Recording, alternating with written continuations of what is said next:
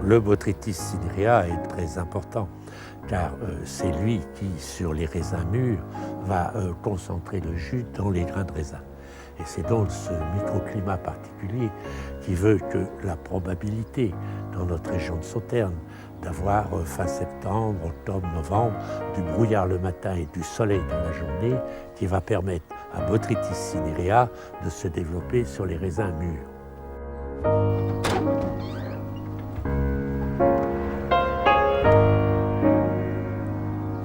Je m'appelle Pierre Mélier.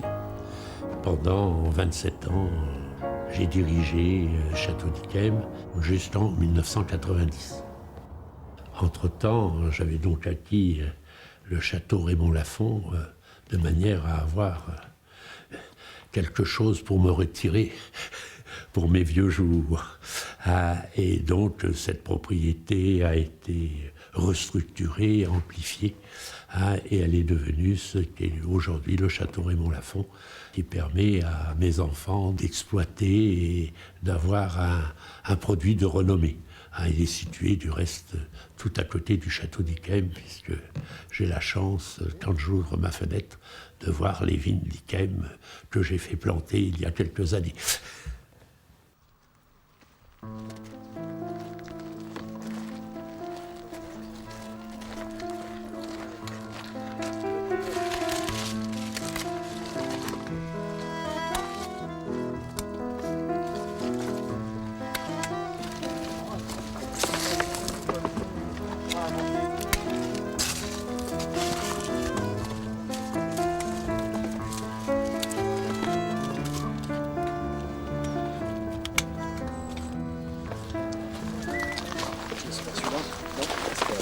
Bonjour. Bonjour, bonjour. Bonjour, Charles-Henri. Bonjour, papa. Alors, en pleine vendange, Oui, là c'est magnifique. ça a l'air extraordinaire. Vraiment, le Botrytis a fait son action d'une manière presque totale. C'est formidable. Ce que l'on recherche, c'est de ramasser les raisins les plus concentrés. Nous passons plusieurs fois sur la même grappe de raisins. Ça peut aller de 3 à 11 fois, ce sont les deux extrêmes, quoi. Qu'on voit assez rarement, d'ailleurs c'est plutôt aux alentours de 5-6 fois l'année habituelle. Et ça peut s'étaler de 3 semaines, c'est vraiment très rare, à 2 mois pour les vendanges. C'est vraiment voilà, les deux extrêmes.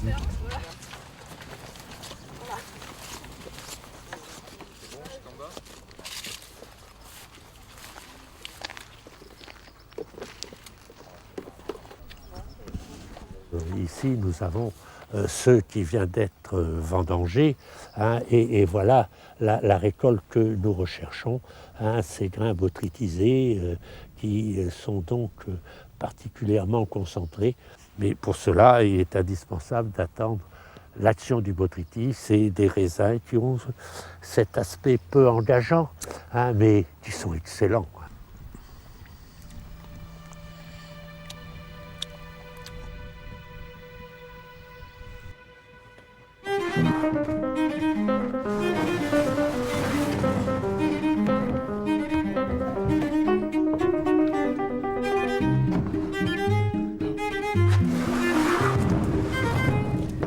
Dès que la presse est pleine, on referme le pressoir et nous envoyons de l'air comprimé, parce que nous avons un pressoir horizontal au milieu duquel il y a une baudruche. Nous envoyons de l'air en faisant gonfler tout doucement la baudruche, permet d'extraire le jus. C'est une méthode douce qui évite d'abîmer la vendange.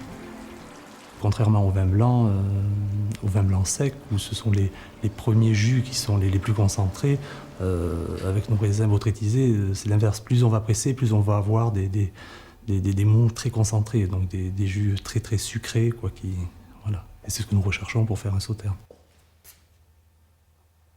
Le jus est mis dans des barriques, ce que nous changeons chaque année, pour chaque millésime. Il va fermenter. Après la fermentation, nous faisons un soutirage, c'est-à-dire que nous sortons tous les sédiments qui sont au fond de la barrique. Et nous faisons ça après tous les 3 mois. Et le vin va donc rester pendant 3 ans dans ces barriques. Il y a aussi le louillage qui se fait tous les 15 jours, qui consiste à re-remplir les barriques, parce qu'il y a toujours un peu d'évaporation où la barrique absorbe aussi du vin. Donc il y a à peu près 12% du vin qui disparaît pendant ces 3 années. C'est ce que l'on appelle la part des anges.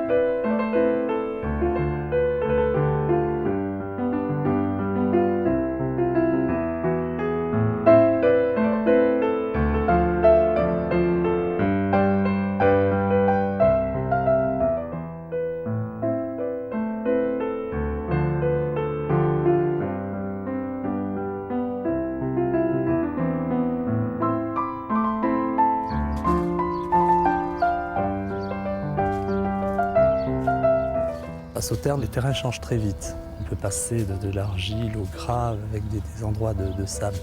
Raymond Lafont est une petite propriété de 18 hectares, mais qui est assez morcelée. Donc on pourrait penser que c'est un désavantage salé pour tout ce qui est façon culturelle, puisqu'il faut se déplacer. Mais ça nous permet aussi d'avoir un petit peu tous ces terrains sur une petite exploitation.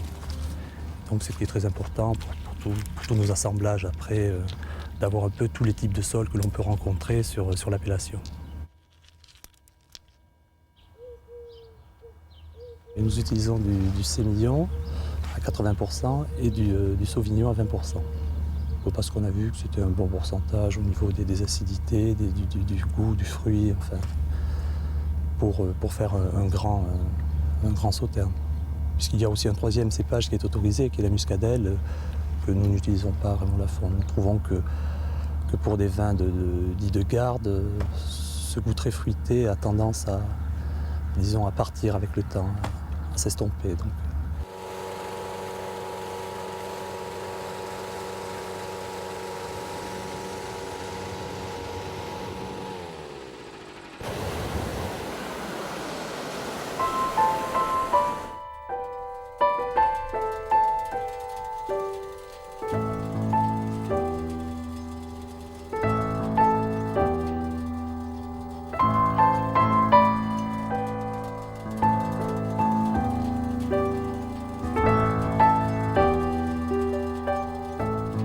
C'est merveilleux de voir vraiment toutes nos parcelles de vignes, les alignements, les mouvements de terrain, les taches d'humidité. Et nous voilà maintenant au château Raymond Lafont,